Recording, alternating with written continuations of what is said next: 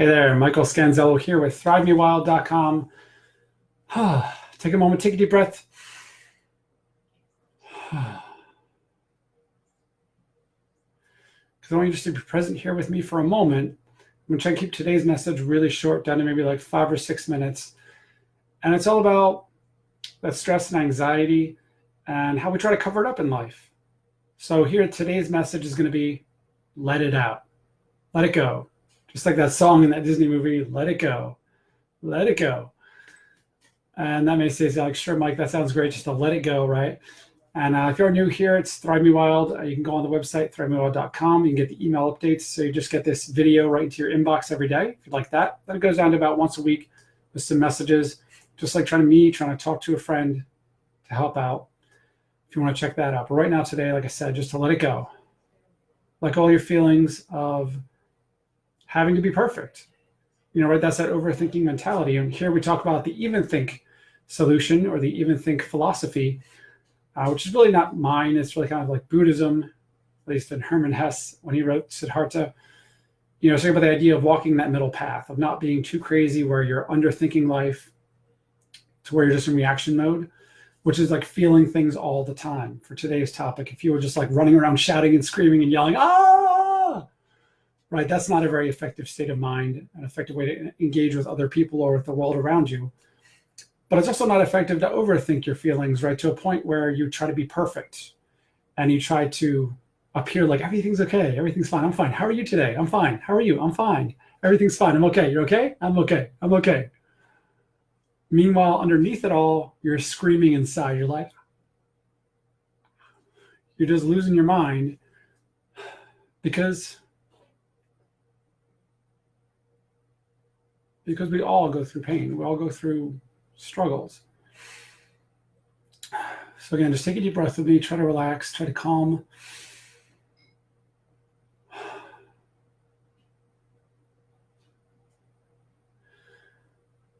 And I also want to tell you, today's message, and you may believe what I'm saying or may not believe it, or think what ulterior motive I have behind what I'm saying. My goal, my mission really is to help other people. But just think about your own thoughts. Do a thought experiment, and the ideas that I'm giving you, being open to what I'm saying. Like I say, it's like when you read a book and it's a chapter that you've already read, but when you read it a second time, maybe years later, you take something new out of it. Did that new insight come from the book, the words on the page changing, or did you change? So if you have a little bit of an open mind, today I got reminded of this importance of really letting it out, or expressing your emotions, identifying your emotions, from a coaching client I was working with. And we talked, and I said, is this session beneficial to you? And he said, well, yeah, we're talking about feelings. It's like, that's what you don't do in regular life, right? All those regular conversations you have with your friends or your family, even most of the time, even maybe with a close friend, it's still kind of surface level stuff, right? You're still just talking about, how are you? How are the kids? How is work? What did you go on any trips over the weekend? But we don't really get down to the important stuff of just accepting who we are and accepting what you are. Just taking that time. And one way to really start being aware of your emotions, to let it out, is to be aware. That's step one. Be aware of your emotions. Take a deep breath. Take a moment. Take a couple minutes throughout your day just to be aware of what's going on during your day, so you can hear what the thoughts are going on in your head. And it's okay if it's not positive thoughts. It shouldn't be positive thoughts all the time. It shouldn't be negative thoughts all the time either.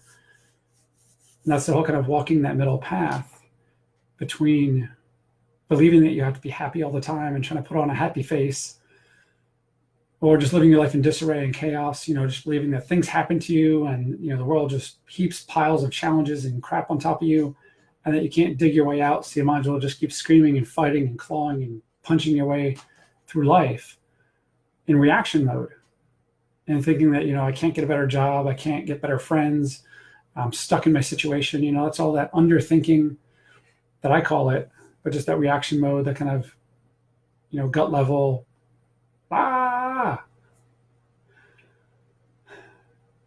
So you may say, well, Michael, isn't that what you're talking about? By letting my emotions out, you're saying to be in reaction mode. You're saying to act on what it is I feel. Well, yes and no. Yes, in the sense that you should be aware of the way you feel and you should act on it, but no in the sense that you don't just do it all the time, everywhere you go, right? Inappropriate times if you're at work. And even you might see me smile at different times. My wife notices this, where I smile at really inappropriate times. And this is one of those things, one of those conditioned society things that I've learned because I was at a camp, and the counselor there said, "You need to smile more, Michael." And this counselor, that thought affected me, that now I still smile. I try to smile when I look at people, when I'm looking at the camera. I know people might be watching. And if you're out there watching, please comment below. I do read the comments even after on the replay. I'll answer back. If you have something to add to the conversation, happy to share that with the group. Or if you just have a question, something I say maybe is not quite clear enough. But yeah, so I learned that idea about smiling, smile. So you don't look like you're pissed off at people, which I wasn't really pissed off at people. I was just frustrated with myself that I wasn't happy with who I was. But now I do this weird thing where I smile at inappropriate moments. So that's part of that conditioned society trying to fit in kind of a thing. So I guess the big question is, how do you fit in with society, right? How do you not lose your job or all your friends or your family and all of your, everything that you hold dear and hold on to? How do you still connect to that and still stay true to yourself? Well, here's the big thing. And this is the one main thing. If you have one takeaway from this video today, I would say it's this. Think of a bull at your door. The door's closed, the bull's pushing against your door, and you're trying to hold your door shut. You're trying to keep the bull back from bursting through the door. So what do? You keep pushing more. You keep resisting more. You keep pushing against that bull in the door so the bull doesn't get through. And what happens? You get more, angry, resentful. You're just stuck there. And that bull is like your stress, right? It's this anxiety. It's all these challenges that life puts on us. All this overwhelm from social media, and in our own minds, all the thoughts that come up from what happened in our past, even though that's past and that's not who you are now, but it still affects you, right? And you're stressed for the future, and oh no, what's going to happen in the future? For things that haven't even happened yet, you're worrying about. That's what anxiety is, this worry about things that haven't even happened yet. So all that crap's going on. That's that bull at the door. And is it good to just block it out and keep pushing and resisting against it? And I even take Aikido. I do martial arts. I'm going to be heading out really soon to my class for Aikido. And they talk about redirection, where you're not resisting somebody, even somebody physically attacking you. You're actually letting them through. You're like, okay, you want to go that way? Go that way. You're directing them. Usually it's like a fall or a pin, but you're directing their energy the way they wanted to go. But you're just continuing it and saying, okay, go that way. I'm going to go the other way. You go that way, I'll go this way. And that's like our feelings, our emotions. It's like you can't just deny them. You can't just keep resisting like that bull at the door. So the idea is to let the door in, not to open the door and let all the bulls rush in and all the craziness and mayhem, but just let that bull in, that when you feel it and it's so immediate and it's so on top of you, open the door, let that one bull in, close the door, because it'll come in and it'll pass. I'll give you a perfect example of a personal story today. My son, he's 4 years old, if you don't know, and I'm getting ready for school. As you know, it can be very trying with kids, and he was tired. He was cranky, he was whiny. I get that way too sometimes in the morning. Like it was the other day, we were talking about habits on day 6, how I didn't want to do anything, but I had these micro actions to get me kind of in that sequence of moving, that routine, that ritual.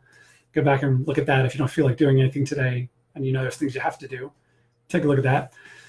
But yeah, so I'm trying to get him into go mode, right? Him into action mode. I'm trying to give him micro actions to do, and he's just not doing it. He's not having it. So do I just deny my feelings? Right? And I tried that. I tried to just be polite. Like, come on, Gabriel, let's go. We're going to go to school. Come on, buddy.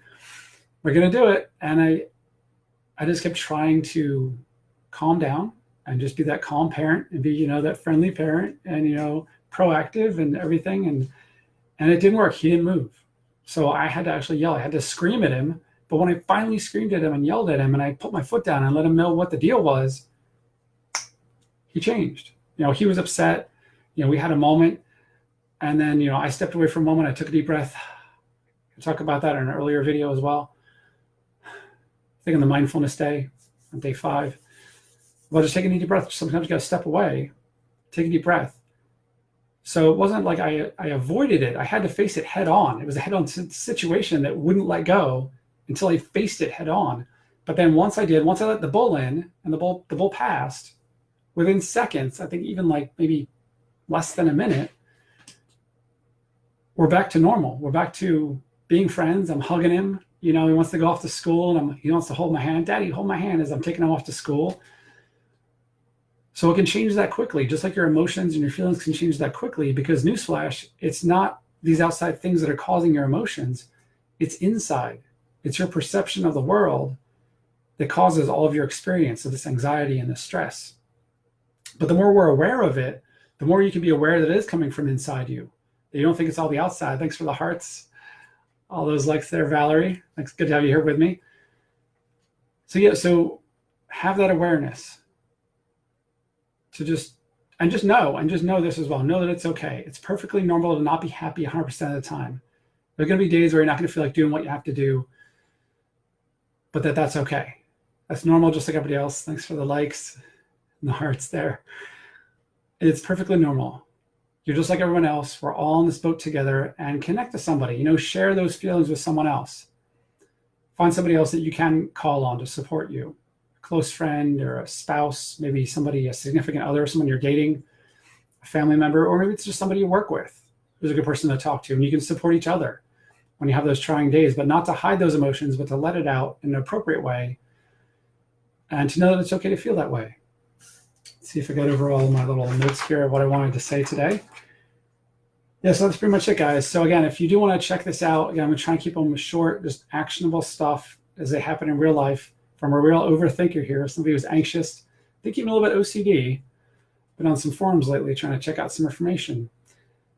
If you can relate, hey, comment below. Again, I will feature you. We'll talk about it. I'll discuss, ask a question, or give a tactic. What's a good tactic for today for letting out your emotions in an effective way?